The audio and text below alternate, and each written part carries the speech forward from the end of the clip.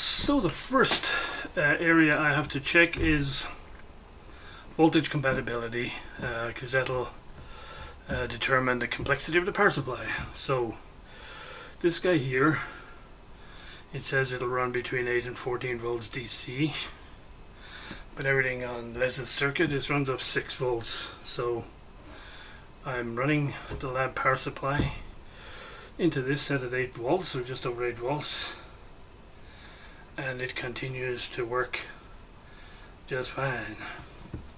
So I'm going to see if I can get it down to 6 volts and see if it still works. I'm hoping that yes, it will. Yep, that looks good at 7 volts. Okay, we're at 6, directly at 6 now. Looking good. Okay, that's cool. Because I have, because I've sketched up a 6 volt power supply, sorted out components, and so I know now, and I got a nice little toroidal transformer for it. So now I know it's worthwhile to go ahead and build a 6 volt power supply that will power everything inside the box. Hey guys, I went down a little bit of a hole. It was proving quite complicated to integrate the standard circuit from the from Les's drawing with my controller here, so I decided to go back to basics and just build a single relay circuit that I knew would work from here. One of the main differences between the original circuit and what I have here is all the latching is done in the PIC and on the circuit board, so I don't have to worry about all the latching that's in the other card. So it turns out my relay driving circuitry here is relatively simple. So I just mocked one up to see if it would work, and you probably won't be able to hear it, but when it does click, you can feel it click on and off. Okay, so I have a circuit that works. So I will think and reflect here for a while. Can I modify the one I already built, or is it just easier to go back and build a new relay board from scratch? Okay guys, more update from the trenches. When I originally said I had a circuit here that worked, it worked in reverse. In other words, when I powered up this controller, it picked the relay, and then when you selected it, it unpicked it. So it was operating, if you like, the opposite way, and so obviously that's no good, because if I have a whole bunch of these relays in parallel, when I switch on the controller, they'll all pick, and so I don't know how much current that would sink, but it'd be a lot. Anyway, so that's it. Okay, all I have to do is invert the signal, and since this is a dual NAND gate, all I gotta do is instead of just running it through one of these gates, I run it through both of them, so it will invert as it goes through. Could not get it to work. Pulled my hair out, went back to the breadboard. So I got the old breadboard out and I mocked it up on that, and it worked fine. And so back here, I thought all I'm doing here is the same as I've got on the breadboard, except I'm soldering it. Anyway, after a lot of inspecting and checking and inspecting and checking, I found between pin 4 and 5 of this chip here, even though I had cut the track with a drill, there was actually a tiny hairline piece of copper linking them across. So that was effectively grounding the output of one of these NAND gates, and yeah, so that was probably 2 hours last night and another hour today trying to get to the bottom of this thing. So hooray, we finally have a circuit that works.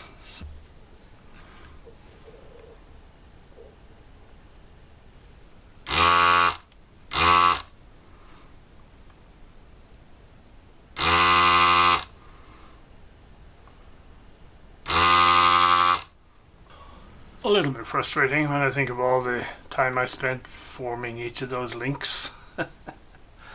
But hey, it's just not really practical to try and rewire this to what I need, and so we'll salvage as many of the components as we can, and we'll start over. There we go, one circuit board for the bin and a pile of recovered components. Don't know if the chips made it, but we'll find out. Alright guys, so next on the list is checking if my controller here will drive the automatic volume control through the circuit from Les's project. And I think we're good. So there's just a little bit of tape here so you can see if it's going. Volume down. Volume up.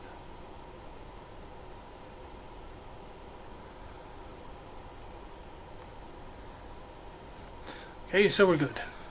The only changes I had to make to Les's circuit is the inputs need pull-up resistors, just like the outputs, and so they were elsewhere in the original Les's circuit, so I had to bring them on here, so they're temporarily tacked on, and it works fine. No overly due quiescent current in any of those 5-watt resistors, so we're good.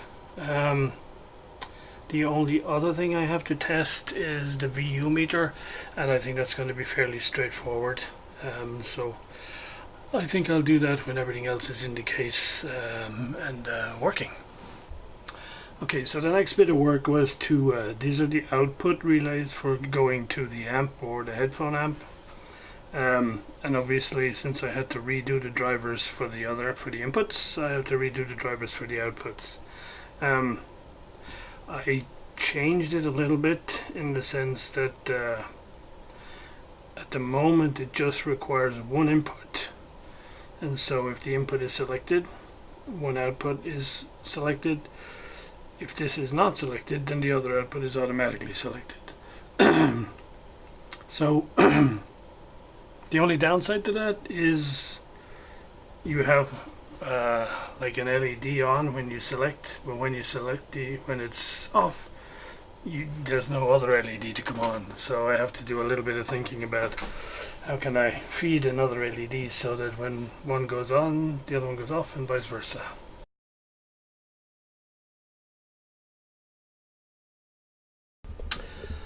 So here's a little workshop upgrade. A little baby milling machine and drilling machine. Hopefully get some more accurate work done, especially when milling aluminium or aluminum. One thing I noticed about this, and maybe it's just a characteristic of running it off DC, because it comes with this little box which drives it from, I think it's 40 volts with a speed control, and it's almost at its top speed, not quite at its top speed, but I can happily talk to you with the noise of this motor being so silent, whereas I'm sure you know, if this was the little DeWalt router, that would not be possible. I'd be wearing earmuffs and you wouldn't hear anything except the noise.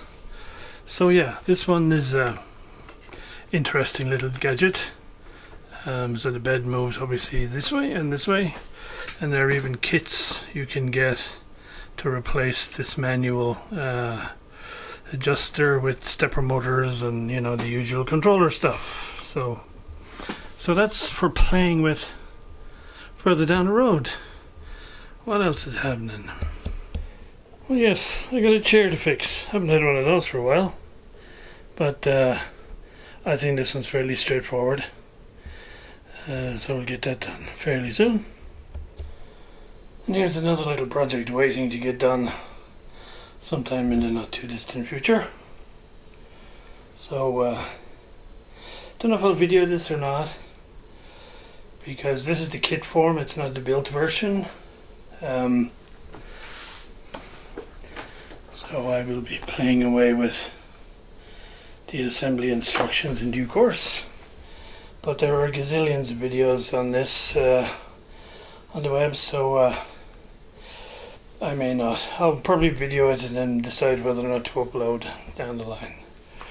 So yeah, a couple of projects building up, things to do in the weeks and months to come.